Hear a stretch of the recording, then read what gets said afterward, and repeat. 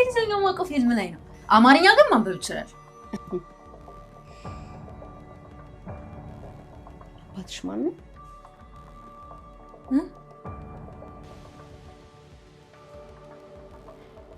የአባትሽ ስም ማን ነው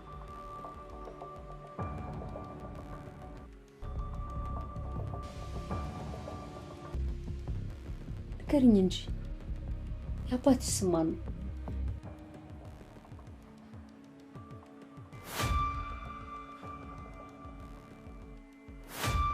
የአባትሽ ስም ሲሳይ ነው አልሽኝ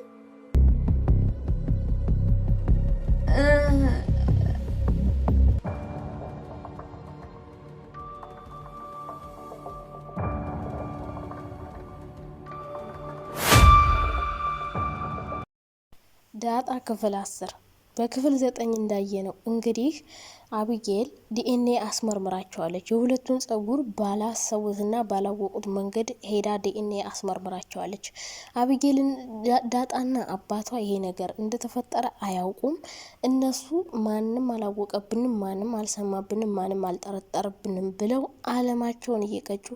ይገኛሉ አቢጌል ግን ጉድ ሰርታቸዋለች ይሄ ማድረጓ ብቻ ሳይሆን ለእናትየውም ለማርታ አሳይታታለች ማርታ በሰዓቱ አቢጌል ይሄን ነገር ማድረጓ በጣም አናዷት እሷን ብትቆጣትም ብዙ ነገር ብታደርጋትም ነገር ግን መጨረሻ ላይ እንደገና ወደ ራሷ ተመልሳ ማየትን መርጣለች ይህን ውጤት ለማየት በጣም ነበር የፈራችው ምክንያቱም ማርታ ባሏን በጣም ስለምትወደው የረጅም ጊዜ ተዳሯ ስለሆነ ይሄ ተዳሯ እንዲፈርስባት ስላልፈለገች ውጤቱን ማየት አልፈለገችም ነበር ማርታ በመጨረሻ ግን ባሏን ካማከረችው በኋላ ሳላየው ከሚጸጽተኝ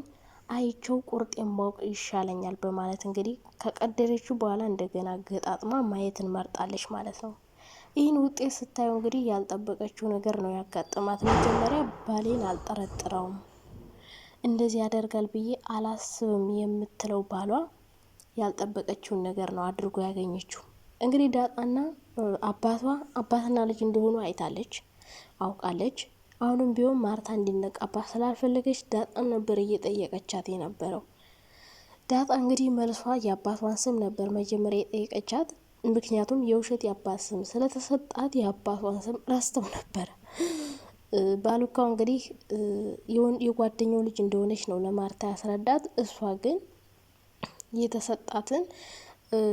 የእንጀራ አባት ስም መያዝ አልቻለችም ነበረ ሰላም እንዴት ናችሁ ውዴ ቻናል ቤተሰቦች ደህና ናችሁ አለው እግዚአብሔር ይመስገን እንግዲህ ለዚህ ቻናል አዲስ ከሆናችሁ ላይክ ሼር ሰብስክራይብ አድርጉ እንግዲህ ዳጣ ተከታታይ ድራማ በጣም ደስ የሚል የሚያስተምርና የሚያጓጓ ድራማ ተጀምሯል ብታዩት ደስ ይለኛል እንግዲህ በክፍል 9 ሁላችንም ክፍል 8 ላይ በጣም ጓጉተን ነበር ያለቀው ዲኤንኤ ውጤቱን አይታ ስታይ ማርታ ምን ትላለች የሚለው ነገር ሁላችንም እያሳሰበን ነበር ነገር ግን ማርታ ይሄን ዲኤንኤ ውጤት ካየች በኋላ ብዙም አልደነገጠችም አላስደነገጣትም አዲስ ነገር አልሆነባትም ለምን እንዳልደነገጠች አላውቅም ግን እሷ ትዳሯን ማጣት መበተን አትፈልግም እውነቱን ማወቅ ላለማወቅ እየፈራችና እየሸሸች ነበር በመጨረሻ ግን እውነቱን መጋፈጥ እንዳለባትና ካየች በኋላ የራሷን ውሳኔ መወሰን እንዳለባት ነው ያሰበችው በራሷ መንገድ በመጨረሻ እንግዲህ አባትና ልጅ እንደሆኑ አውቃለች ከዚህ በኋላ ዳጣን ምን ልታደርጋት ትችላለች አባቷን ስም ስትጠይቃትም እየተንተባተበች ነበር ምክንያቱም ማርታ አቢጌልን አላመነቻትም ምናልባት የውሸት ዲኤንኤ አስመርምራ ሊሆን ይችላል አጭበርብራን ይሆናል ብላ አስባ ነበር ይህን ነገር እንዴት ልታስብ እንደቻለች እሷ ሁሉ አእምሯ ውስጥ በጣም ጥያቄ ነበር የፈጠረባት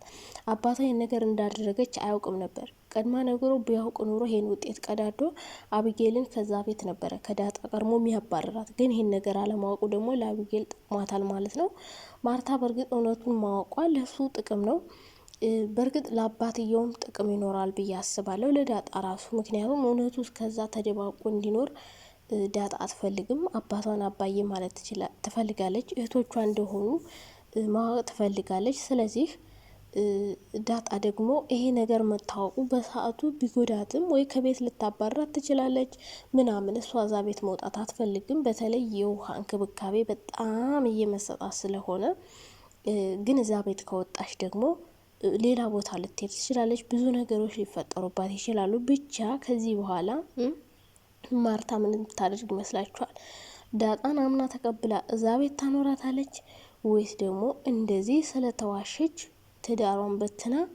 ሌላ ቦታ የምትሄድ ይመስላችኋል? ምን የሚፈጠር ይመስላችኋል በዚህ ድራማ ላይ ማለት ነው? አባቷስ የአቢጌል አባት እውነት እሱ ሳያቅ እንደዚህ አድርጋ ሲያገኛት ምን ሊያደርጋት ይችላል? ዳጣ ከዛ ቤት ከተባረረች የት ልትሄድ ትችላለች? ምን ሊፈጠርባት ይችላል? እሷ እናቷን ማወቅ አባቷን አባዬ ማለት በጣም ትፈልጋለች። ግን ደግሞ ይሄ ነገር አሁንም ሊሳካላት አልቻለም። እናቷ እዛ ቤት ያለችው ሰላም ትሆናለች የሚለኛ የሁላችንም ጥርጣሬ ቢኖርም እስካሁን ድረስ ግን እናቷ እንደሆነች የሚያሳይ አንዳችም አይነት ፍንጭ አላገኘንም። እሷም የራሷን ታሪክ ስትነግራት ያችም የራሷን ታሪክ ትነግራታለች። እንግዲህ ዳጣ ድራማ በክፍል 10 ምን ይፈጠራል? እንግዲህ ማርታ ወይ ዳጣን ከቤት ታባረራታለች ወይም ደግሞ ልጅነቷን አምና ተቀብላ እዛ ቤት ውስጥ ከእህትና ከወንድሞቿ ጋር እንድትኖርና አባቷንም አባዬ እንድትል እናቷንም ፈልጋ እንድታገኝ ልትረዳት ትችላለች። እንግዲህ ቀጣይ ክፍል እስከሚለቀቅ እስከዛው ድረስ ባይ ባይ።